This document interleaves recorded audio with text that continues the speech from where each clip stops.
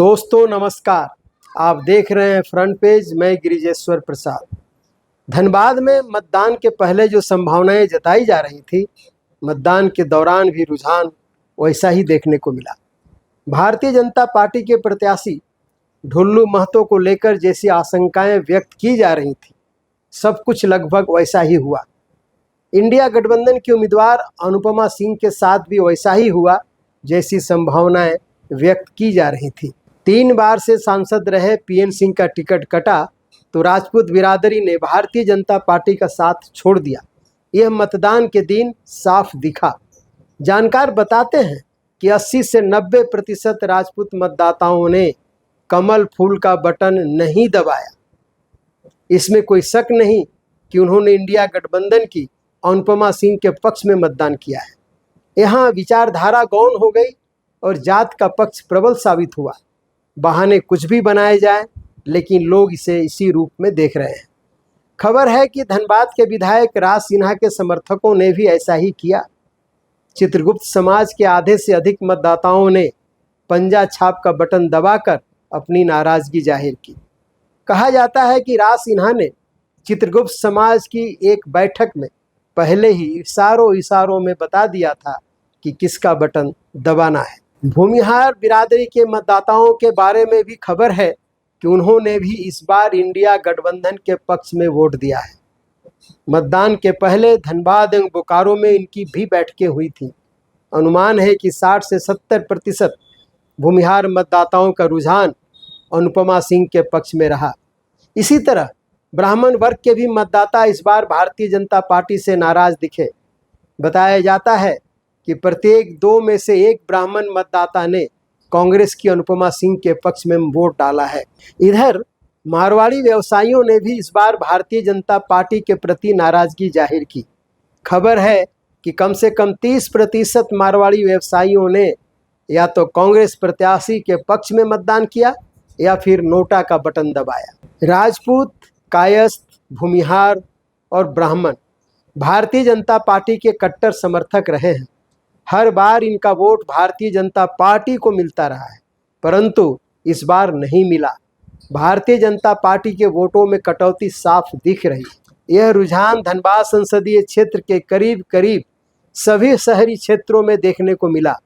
धनबाद, झरिया और बोकारो विधानसभा क्षेत्रों में इसका असर व्यापक रहा। भारतीय जनता पार्टी के कोर वोटरों का नाराज होना निश्चित रूप से ढुल्लू महतो को नुकसान करता हुआ दिख रहा है।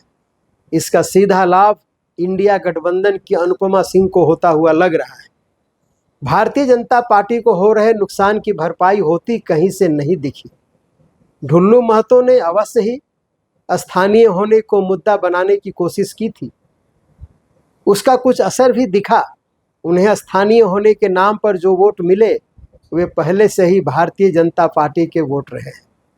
इसी तरह ओबीसी का कार्ड भी कोई खास लाभ नहीं दिला सका। ढुल्लू महतो को पिछड़ी जातियों का वोट मिला जरूर, लेकिन यह भारतीय जनता पार्टी के लिए नया वोट नहीं था। पिछले चुनाव में भी ओबीसी का वोट भारतीय जनता पार्टी को ही गया था। ढुल्लू महतो की जाति का वोटर भी पहले से ही भारतीय जनता पार्टी को वोट करता आया है।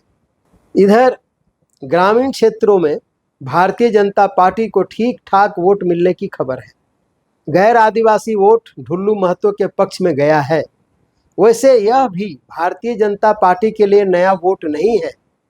आदिवासियों के भी कुछ वोट ढुल्लू महतो के पक्ष में गए हैं, ऐसा बताया जा रहा है। जानकार लोगों का आकलन है कि भारतीय जनता पार्टी को नुकसान होता साफ दिख रहा है, लेकिन इस नुकसान की कहीं से भरपाई होती नहीं दिख रही है। ऐसा वोट नहीं दिखा जो पहली बार भारतीय जनता पार्टी को मिला हो। भारतीय जनता पार्टी के कोर वोटरों के बिदकने से इंडिया गठबंधन को फायदा होता दिख रहा है। विपक्षी दलों का एकजुट होकर चुनाव लड़ने का फायदा भी कांग्रेस उम्मीदवार को मिलता हुआ दिखा। झारखंड मुक्ति मोर्चा के कार्यकर्ताओं ने गठबंधन धर्म का पालन किया। इस कारण ज्यादातर आदिवासी मत अनुपमा सिंह के पक्ष में जाता हुआ दिखा। राष्ट्रीय जनता दल, भाकपा माले, सीपीआई और सीपीएम का वोट भी इस बार इंडिया गठबंधन के पक्ष में गया है। इधर सरकारी कर्मचारियों का वोट इस बार कांग्रेस के पक्ष में पड़ने की खबर है। निजीकरण और रोजगार के घटते अवसर के कारण सरकारी कर्मचारियों ने इंडिया गठबंधन के लिए वोट किया। ईसीएल, बीसीसीएल, डीवीसी और बोकारो स्टील के ज़्यादातर कर्मचारियों ने इस बार कांग्रेस के साथ जाना बेहतर समझा। इसके अलावा वैसे वोट भी इस बार कांग्रेस को मिलने की खबर है जो आम तौर पर भारतीय जनता पार्टी के पक्ष में जाता था।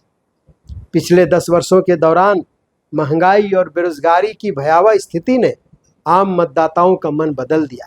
कुल मिलाकर मुख्य टक्कर भारतीय जनता पार्टी और इंडिया गठबंधन के बीच ही दिखा। इंडिया गठबंधन खेमे का दावा है कि उनकी प्रत्याशी अनुपमा सिंह जीत रही है, परंतु कांग्रेस की अंदरूनी सूत्रों का मानना है कि टक्कर कांटे की हो गई है। फिर भी जीत पक्की है, भले ही अंतर काफ़ी कम हो। इधर भारतीय जनता पार्टी के सूत्रों का दावा है कि ढुल्लू महतो की जीत पक्की है, अंतर चाहे जो भी हो। उनका दावा है कि 4,84,000 मतों के अंतर को पाटना विपक्ष के लिए आसान नहीं है, इसलिए ढुल्लू महतो जीत रहे हैं, ऐसा उनका दावा है। सबके अपने अपने दावे हैं, सबके अपने अपने आकलन हैं। दावों और आकलनों के बीच हमें 4 जून का इंतज़ार करना चाहिए। मतगणना के बाद सब कुछ सामने आ जाएगा। तब तक धन्यवाद, नमस्कार।